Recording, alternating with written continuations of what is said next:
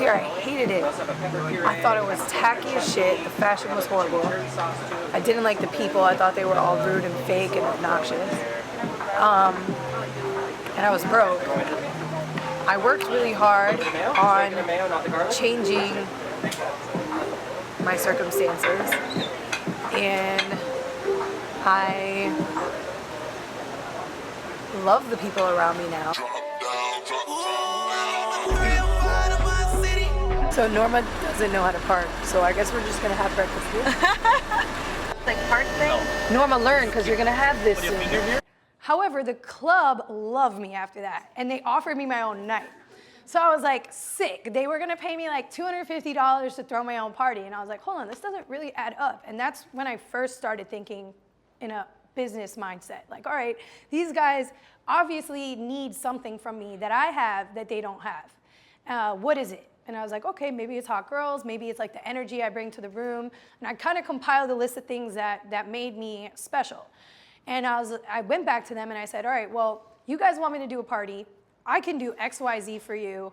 I'm gonna need a percentage of your bar. I was like 19 at the time, but they gave me a percentage of the bar. It wasn't the 20% that I wanted, but it was a good amount and it was more money than I had ever made. While I was new in Miami, I started doing these parties and these events and kind of just like building a name and brand for myself, and never really told anyone what I'm really about because I knew that they wouldn't care. Like, nobody cares about what you're about until they realize like you can do something for them, you know? So I'm like, all right, well, let me do these parties and let me do everything that I know will get me the attention that I need right now. And then once I have that unlocked, I'll really get to my true purpose, which for me is giving back, especially to underprivileged kids that grew up like how I did, or you know, just women in general. I want to make this world a better place for women to live in. I'm really big on that, and create a sense of camaraderie amongst us instead of competition. Because I had a really hard time growing up, like being picked on by girls and whatnot. I was always moving around. I'm very like 100% all in all the time. So like I'm either taking a month off or working 24 hours a day. Right. Like there's no like, I'm working Monday through Friday and taking Saturday and Sunday off. Like, I don't know how to do that. You know, there's going to be times where it's like South by Southwest weekend and we might sleep 3 hours a night and wake up and go to 20 showcases, throw a party. Like, you got to pick and choose your battles. Yeah. And I think it's all like, if you got to find out what works for you. Everybody's different. Really, like women who are trying to be taken seriously in this industry, they try to stay, and I did this too for a little bit, they try to stay away from like being sexy or whatever. And I'm kind of just like, fuck that, I'm sexy. I work hard for my body. I like wearing these clothes. I like feeling this way about myself. There's nothing wrong with being that and being smart. I don't know why you have to choose. And it's like, people want us to choose, you know? It's kind of like you can't do both. Why can't you do both? It's like a little weird. So we're just trying to switch that view up over here. But, you know, I think it's just everything in moderation, and as long as things are tasteful. So I'm like, hey, if I'm trying on a bathing suit and it looks good on me, I'll post this. Well, keep on doing your damn thing, girl. And LeBron, who was a friend of mine, was launching a Sprite flavor. And I had never done anything on my own at this point outside of Live.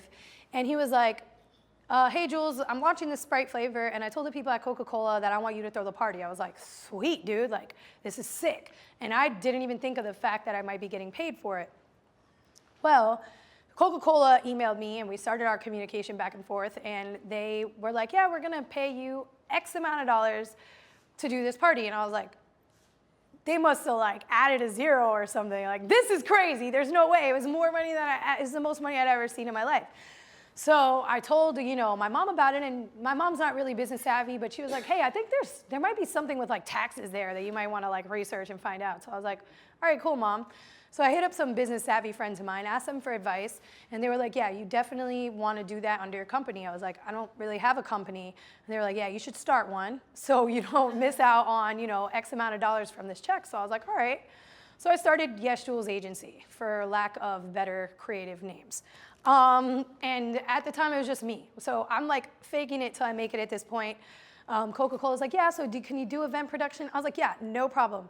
Me and my team will get to this right away. And I had no team, had never done an event, but I had cool ideas. And I was like, yo, we should have a green carpet instead of a red carpet. They were like, love that.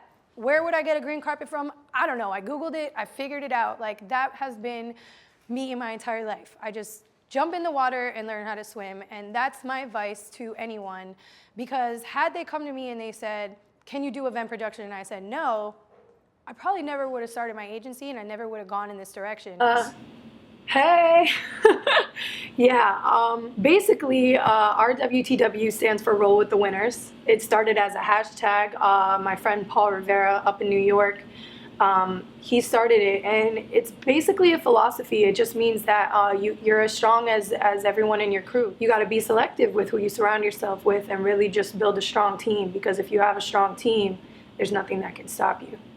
So I'm really happy to be a part of the best team ever.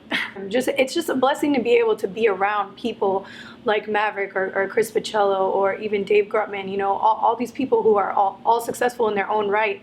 It's a blessing to just watch them, to have the opportunity to be around them and see how they move and how they conduct business. We're watching these shows on television and we're looking up to these women. It's getting a little crazy, and I was like, this is nuts. This isn't real life. These aren't real people. Like, you know, why? I wish this person would just talk about their cellulite, because we all have it, and I would like to know what she's doing to get rid of it. Or, you know, I wish they would tell us their Photoshop secrets, or like whatever, you know, just be real with us so that we don't have these like false perceptions of what the perfect woman should be, and we're not striving to be something that will never be.